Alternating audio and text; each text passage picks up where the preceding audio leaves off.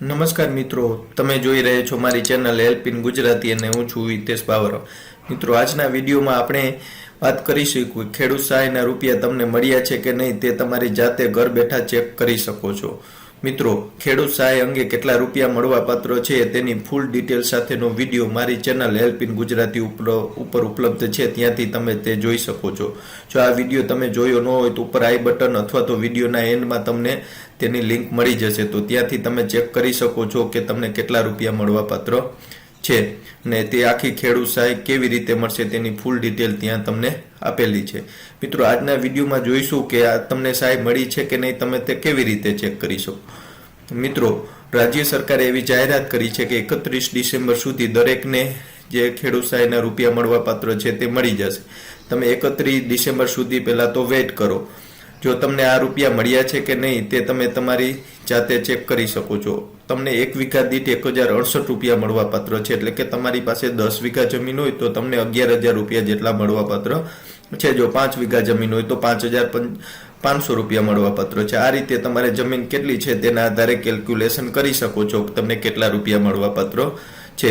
મિત્રો, વિડીયો શરૂ કરતા પહેલા મારી વિનંતી છે, હજી સુધી તમે મારી ચેનલ હેલ્પ ઇન ગુજરાતીને સબસ્ક્રાઇબ કરેલ નથી તો નીચે સબસ્ક્રાઇબનું બટન છે ને પ્રેસ કરો અને બાજુમાં રહેલ બેલ આઇકન પણ પ્રેસ કરો, જેથી મારી ચેનલ ઉપર અપલોડ થતા દરેક વિડીયોની નોટિફિકેશન તમને મળતી રહે। તો ચાલો મિત્રો, વિડીયોને શરૂ કરીએ। જો મિત્રો 31 ડિસેમ્બર સુધી તમને આ રૂપિયા ન મળે તો તમારે નજીકમાં તાલુકા પંચાયતે જઈ તમે ચેક કરી શકો છો કે કયા કારણોસર તમને રૂપિયા નથી મળ્યા। તાલુકા પંચાયતે જાઓ ત્યારે 7/12/8ની ઝેરોક્સ અને સાથે જે બેંક પાસબુક આપી છે એની ઝેરોક્સ સાથે તમારે લઈ જવાની છે।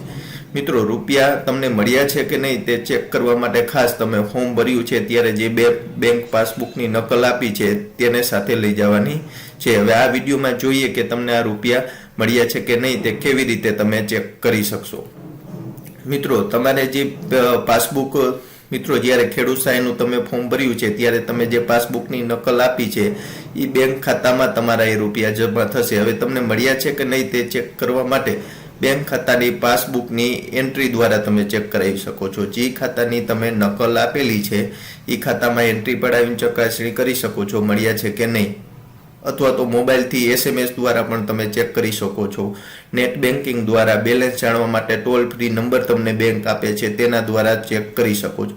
આ ચારેય ફેસિલિટી દ્વારા તમે તમારા ઘર બેઠા ચેક કરી શકો છો આ રૂપિયા તમને મળ્યા છે કે નહીં। આ બધી ફેસિલિટી બેંક તમને પ્રોવાઈડ કરે છે, તો આ ચારેય ફેસિલિટીનો ઉપયોગ કરી તમે આજે ચેક કરી લ્યો કે આ સહાયના રૂપિયા મળ્યા છે કે નહીં। છતાં 31 તારીખ સુધી વેઇટ કરો। જો ત્યાં સુધી તમને રૂપિયા ન મળે તો તમે તાલુકા પંચાયતે જઈ તમે કારણ જાણી શકો છો કે કયા કારણોસર રૂપિયા મળ્યા નથી। મિત્રો, વિડીયો ગમ્યો હોય તો લાઈક જરૂર કરજો અને મારી ચેનલને સબસ્ક્રાઈબ કરવાનું ભૂલતા નહીં।